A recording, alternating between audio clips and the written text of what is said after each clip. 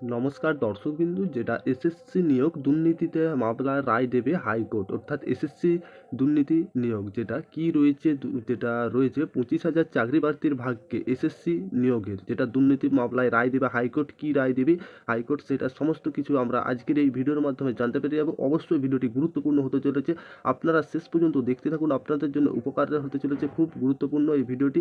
আর আপনাদের কাছে ছোট্ট একটি অনুরোধ, আপনারা যদি আমাদের চ্যানেলে প্রথমবার এসে থাকেন, চ্যানেলটি সাবস্ক্রাইব করে অল নোটিফিকেশন অন করে রাখবেন।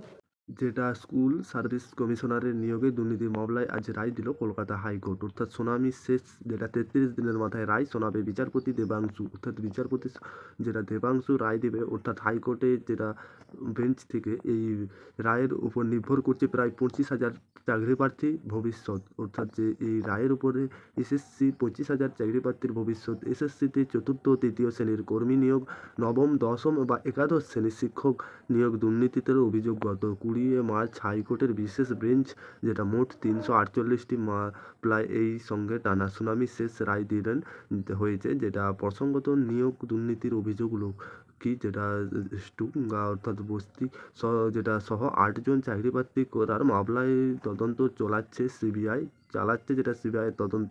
এখন আদালতের এদিকেও রায়ের দিকে তাকিয়ে রয়েছে। এক সময় চাকরি হারা ওর পরে আলাদাতে নির্দিষ্ট চাকরি ফিরে পাওয়ার থেকে শুরু করে ন্যায্য চাকরি থেকে বঞ্চিত বহু প্রার্থী। এদিকে এই নিয়োগের দুর্নীতিতে অভিযোগ ইতিমধ্যেই 2 বছরের বেশি জেলে রয়েছে রাজ্যের প্রাক্তন শিক্ষামন্ত্রী, যেটা পার্থ ভট্টাচার্য। অর্থাৎ পার্থ, যেটা এসএসসির প্রাপ্ত সভাপতি, যে জানিয়েছে সুবীরেশন ভট্টাচার্য সহ শান্তি প্রসাদ সিনহার, যেটা জানাচ্ছে শিক্ষাকর্তা। তবে এখন যেটা যে প্রার্থী, অর্থাৎ মাসের পর মাস রাস্তায় বসে হোকে যে চাকরি দাবি আন্দোলন চালিয়েছে যাচ্ছে বঞ্চিত প্রার্থীদের একটা বড় অংশ। এই পরিস্থিতিতে এদিকে রায় তাৎপর্য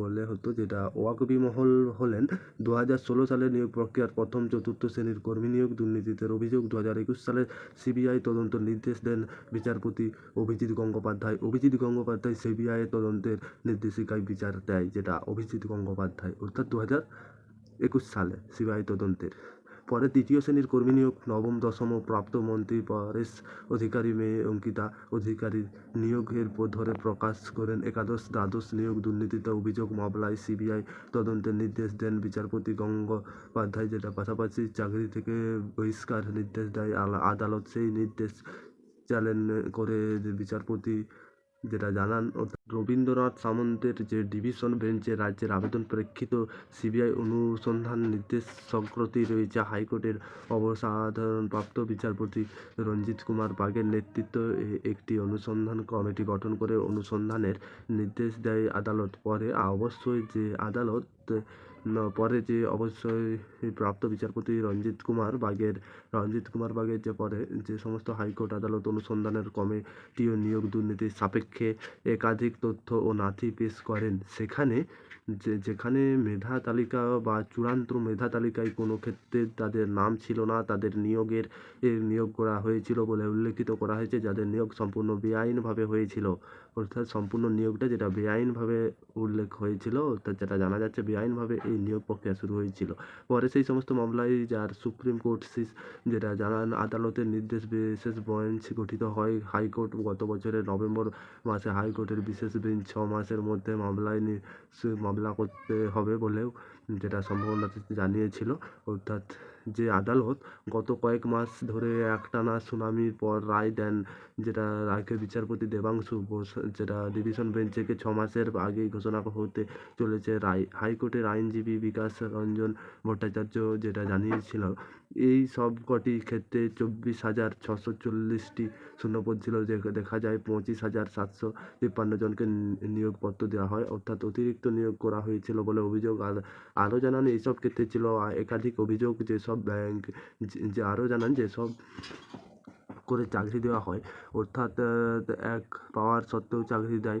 তালিকার নাম থাকা চাকরি প্রার্থী দেওয়ার মতন অভিযোগ উঠেছিল। মামলায় শুনানি চলাকালীন অতিরিক্ত নিয়োগ পরিসংখ্যা আদালতকে জমা দিতে তারা জানান যে 2016 সালে নবম দশম শিক্ষক নিয়োগ কমিশনার তরফ থেকে 11,425 জনের নিয়োগের সুপারিশ করা হয়েছিল।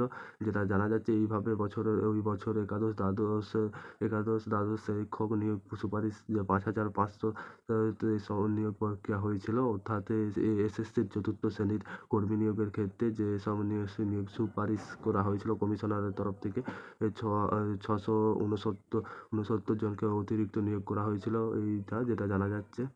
অর্থাৎ হাইকোর্টের তরফ থেকে এই আপডেটটা উঠে আসছে। আশা করি আপনারা বুঝতে পেরেছেন। অবশ্যই ভিডিও ভালো লাগলে লাইক করবেন, আর আমাদের চ্যানেলে যদি আপনারা নতুন হয়ে থাকেন চ্যানেলটি সাবস্ক্রাইব করে অন নোটিফিকেশন অন করে রাখবেন দৈনন্দিন লেটেস্ট আপডেট পেতে সবার আগে নতুন